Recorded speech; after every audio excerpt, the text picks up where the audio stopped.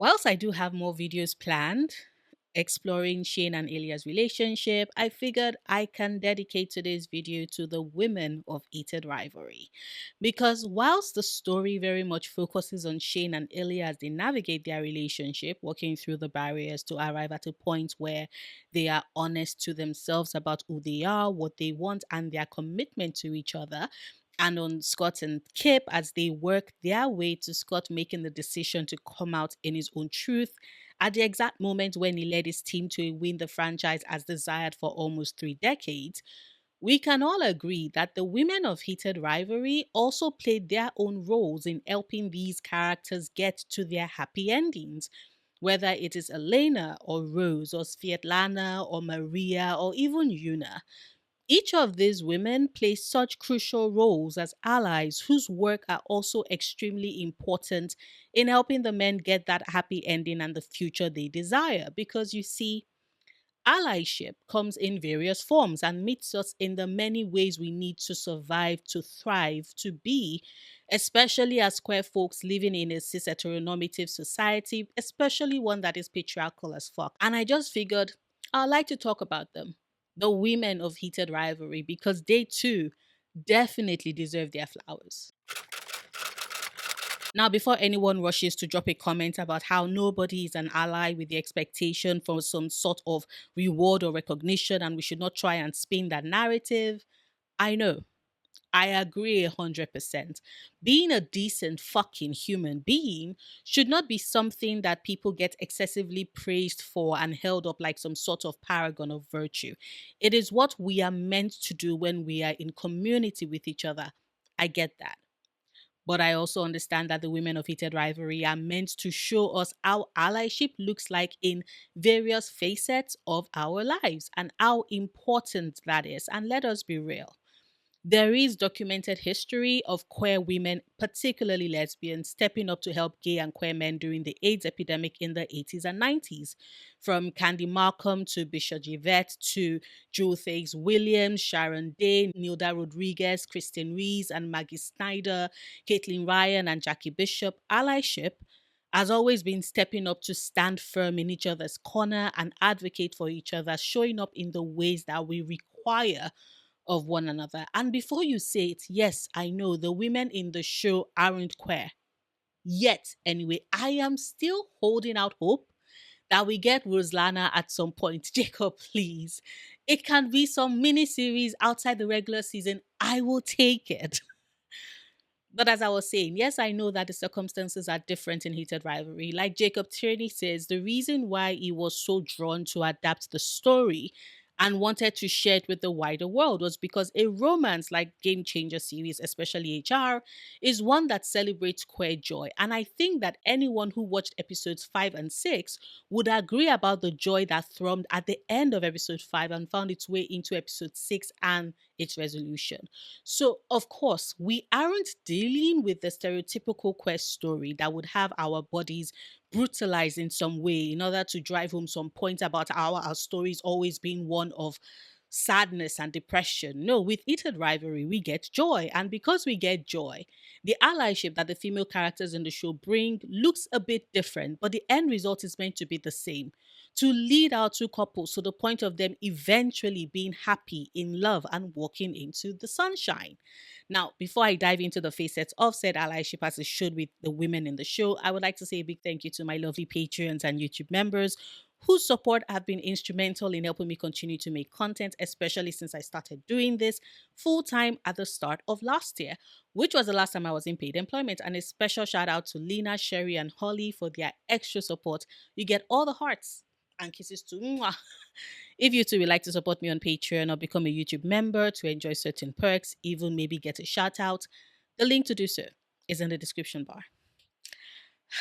And with all of that said and done, let's go back to the women of Heated Rivalry, starting with she who owns my heart, Svetlana Vecherova, Ilya's childhood friend and occasional fuck buddy. From the very first moment we are introduced to her in the darkness of Ilya's Boston apartment after she decided to drop in to surprise him after hearing the news about the Boston Montreal game cancellation, she's established as someone with whom Ilya has close ties. She has a spare key to his home. Their relationship is one of casual affection with the occasional sex thrown in. She is the childhood friend who leads him everywhere and he trusts her enough to follow wherever she wants him to go. That is a position of such innate trust, a trust that is affirmed when she sees him caught in between her father and his, knows that he most likely wants to be anywhere but there, and steps in, running interference with a smile and sweet words to soothe as she steps in to rescue him and take him someplace where he can breathe and be and see a lover from his youth. That scene was a tacit way of confirming that Svetlana was very aware that Ilya is bi. She knows that he and Sasha were a thing, have a history, and she assumed that he would need someone to help get him out of the funk that his father, being in Russia, and his failure to bring the national team to victory would have wrought in Ilya. Of course, as viewers, we know her assumptions were wrong in that Sasha was most certainly not the person Ilya needed in that moment, but Sveta didn't know that. And this is further confirmed when later on, after Gregory's death and she's present to support Ilya in his grief, she hints at Jane being the one that Ilya loves the most and how lucky she's sure Jane, must feel. It is such a little way in which she's able to prove what has been consistent with her character and her relationship with Ilya. Her ability to observe what makes him happy and the rival is clearly drawn to. And even though she knows the truth, she's very aware that Ilya isn't ready to voice it just yet. That Shane must be Jane for a while until he's fully ready to come out. And so she continues to call him Jane to Ilya, but with that emphasis on he, so Ilya knows she knows and that she's happy for him and is rooting for him regardless. There's something about being queer and coming to that admission about yourself and the person you love and being able to do so in the company of a childhood best friend who's been there since day one and is unequivocal with their support, who's seen you change and grow and be. That is allyship at its finest. And then there's the ever gorgeous Rose Landry, who I already made an in depth video about how Rose is important to Shane and his story because living in a patriarchal, cis heteronormative society means that queer folks do deal with compulsory heterosexuality in certain instances. And Rose was Shane's brief foray into trying so hard to fit into what is expected of him and his desperate attempt to fit into the mold of what is expected of an athlete of his caliber and success. And because he meets Rose, this woman who is funny and charming and who he clicks with, he desperately hopes that it can be romantic, that the feeling he has can be romantic or sexual because he really does like her. Except, of course, we know how that plays out. Shane is not straight. He's not bi or pan. He's very much gay with zero interest in women. And he arrives at that, admits it to himself for the first time in the presence of Rose's warm acceptance and gentle questioning. It's a truth he's always known, but only got the chance to finally admit out loud in the judgment free zone that Rose had created. Every time I rewatch the scene or think back to my reread of the book and that particular scene, a voice at the back of my head considers that things could have gone in an utterly different direction. Because let us be real, Rose could have reacted with anger. She could have gone in a spiel about how Shane took advantage of her, which might seem like a silly thing for her to say. But when you've lived in a homophobic country where the homophobia is codified into its very laws, and you have families pressuring their gay kids into heterosexual marriages when the truth is revealed, I have seen and read about way too many wives and partners and girlfriends who find out the truth and have been absolutely vile in their response to their gay spouse. Rose, in that moment in the restaurant, knew that that moment in time wasn't about her. She couldn't begin to fathom what Shane was going through because it isn't her direct experience, but she immediately ensures that she made it clear that she was there as a friend, no judgment to be made, just care and understanding as she tries to lead him to the realization that he can be honest and free with her.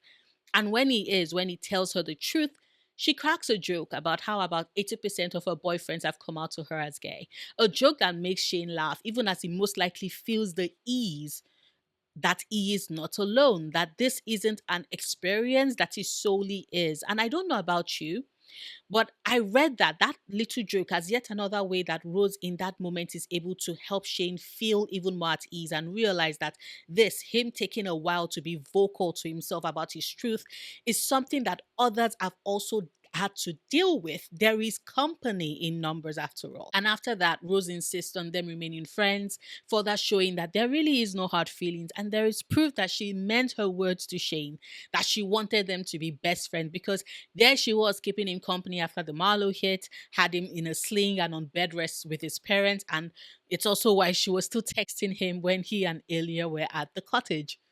Yeah, not so gay, you can't fuck Rose Landry. I'm sorry. Elia's jealous face in that scene never fails to crack me up. And then there's Elena, Kip's bestie. I love the fact that she is present at significant parts of Scott and Kip's relationship because we can say that she was quite instrumental to the development of their relationship. Elena is the one that points out that Kip has to be proactive if he really does want to see Scott again. Without Elena, Kip, that brilliant doofus of a historian, was quite ready to leave it to luck or some if we meet kind ish. Which, let me tell you, is such a universal queer experience. I laughed and felt so called out in that scene because if that isn't me as fuck, what do you mean I actually have to be proactive to get a girlfriend? Why can't I get one from the comfort of my home? Why do I have to plan and do shit? Anyway, Elena is the one who pulls up the Admiral's schedule, confirms the next time they will be playing at home, and nudges her bestie to check if he's going to be on the clock. And when Kip was all ready to give up because it wasn't going to be a shift, she's the one with a long suffering sigh, urging him to switch shifts so that he can be present just in case Scott shows up. And sure enough, Scott shows up. They chat some more. He extends an invite to Kip. Kip shows up with Eleanor, and she's still the one to point out that Scott is waving at her bestie and urges Kip to wave back. I repeat, I was laughing so hard in the scene because I felt so seen. Like that has been me. My friends have to legit be all like, no, Noria, that is flirting. She is flirting with you. And I'll be like, you're reading too much into it. Of course, she's smiling. She's a naturally happy and cheerful person who probably smiles like that at everyone. Elena is a friend, an ally who is there nudging you to take a chance, to put yourself out there, to be open at being pleasantly surprised. And yet, she's also the one who is in Kip's corner and Scott's to a lesser degree, speaking the hard truth. She's the one who wakes her friend up to the realization that his new relationship is asking so much of him and is subtly pushing him back into the closet. She's the one who is able to see that Kip is slowly cutting himself off from his friends, from his family, because of his love for Scott. And she cannot keep quiet in the face of that because she knows it isn't right. But she also knows that it isn't Scott's fault either, that it isn't fair that his world demands he presents in only one way and spend his best years in the dark of who he is. But at the same time, she thinks it's even more unfair for Kip to have to deal with that, to be forced back into a closet he had worked so hard to be out of. And so she makes the active choice to be the bad guy in that scenario, to be the one having the hard, difficult conversation. Because I'm sorry. Anyway, sorry. Billie Eilish. And yet, even with that, she's there expressing support for Scott, acknowledging his own fears and pointing out that he too is deserving of all the happiness and sunshine and love that she wishes for her best friend. And when Kip wants to be present for the Admirals potentially winning the cup, even though he and Scott have been broken up for a while at that point, I know some people are still unsure about whether or not Scott and Kip were still together or broken up when the Admirals won the cup. But I really do think they were broken up at that point. In the books, things played out differently. Now, minor book spoilers at this point. There was a fight, but they made up on page, and Scott mentions his plans to come out soon, which was also a core part of he and Kip's story at that point, whereby he wasn't asking Kip to remain in the closet for years, just for a little bit. He met Kip's parents. They were actively making plans to ease Scott out of the closet until Scott won the cup. I was like, you know what? Fuck it. All these other players had their loved ones and their families with them on the ice, and he wanted Kip with him, damn it. And that was how everything played out. It was still surprising, because it wasn't what they had planned. But Scott was planning to come out and Kip knew. This is markedly different from how it played out in the show, with years having gone by between when Kip walks out of the apartment and cries in his father's arms and Scott winning the cup. So, the way the show was shot, I am working with the hypothesis that they were still broken up. However, the last game in the 7 game series for the Admirals to win the cup was happening in New York, and Kip probably wanted to be there to support and cheer on Scott because they might be broken up, but he still loves the man. And Scott just did something incredible. He is the first captain in 27 years to lead the Admirals to win the Stanley Cup. That is a big deal. So, of course, Kip is going to be there. I'm sorry. That was such a long digression. My bad, you all. My ADHD brain was doing its thing as usual. As I was saying, Elena. She's still there offering support to her bestie when Scott and the Admirals end up winning the Stanley Cup. And she's once again the one who urges Kip to get out of his seat and go to Scott, like Scott is asking him to. And when Scott is giving his MVP speech, she's there with Kip at the Kingfisher. She's such a brilliant mix of care and support and tough love. And can you all tell I love Elena Rigg so goddamn much?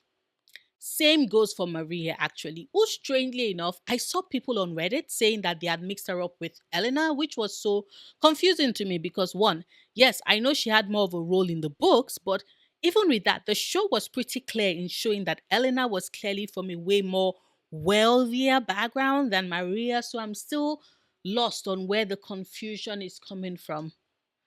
But anyway, Maria Villanueva might have a minor role in the show, but I do think that it's quite an important one as far as allyship goes. Because Maria is the co-worker who knows you're queer and is supportive, always down to Kiki. You're sure they have your back at work and are the ones who make that 9 to 5 or whatever your work hours are. They are the ones who make it barely tolerable. And I don't know about you, but because of how capitalistic society is and the fact that we have to work in order to support ourselves, having someone at work who we know is not bigoted, but is openly, loudly supportive, someone that we can actually be friends with, that is pretty great. And it helps make the workspace less combative as it would have been otherwise. Plus, that is someone who is there to be just as shook as Kip when Scott shows up and is being flirty. That is solidarity right there. And you just know Maria and Kip are friends because, come on, he invites her to hang out with the rest of his friends at the Kingfisher bar. That is a co-worker that has passed the test and has gone from we are friendly to we are tight. And finally, there's Yuna Olander, the woman who affirms for Shane that he has nothing to apologize for with regards his identity, that he will always be loved. The woman who is just as quick to return to her normal way of trying to secure Shane's bag, because for her, that's the best way to secure his future. And Shane having all those options has always been her number one desire and priority as they navigate a sport that is so overwhelmingly white and straight. And her son, who is neither of those things.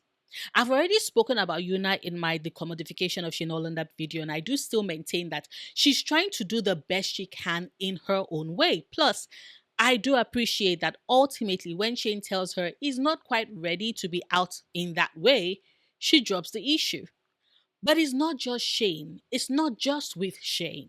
There's also Yuna's relationship with Ilya, and small book spoilers for those who are only watching the show and don't want to be spoiled at all.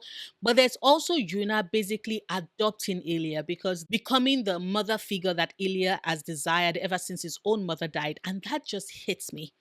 Because having parental figures adopt and claim us as their own is such a unique queer experience. And just every time I reread The Long Game and see how Yuna absolutely adores Ilya, how she claims him as her favorite son, how she and David are part of the support network that Ilya has after he moves to Ottawa, my heart gets all the feels. But yeah, I am a very, very big fan of the women of Heated Rivalry and the many facets of allyship that we get to see and experience with them within the story. Of course, these are just my thoughts. I would, as always, love to hear yours. Whether or not you agree with me, please share them in the comments. Like this video, however, if you've watched this far and haven't done so yet, but enjoyed anything of what I had to say, share it so others can find my channel as well. Or you can check out my gaming or ASMR channel if they sound like something you might potentially be interested in. I have them both linked in the description. I will see you tomorrow with a new video. Until then, do remember, obsessing over the things you love, perfectly valid coping mechanism.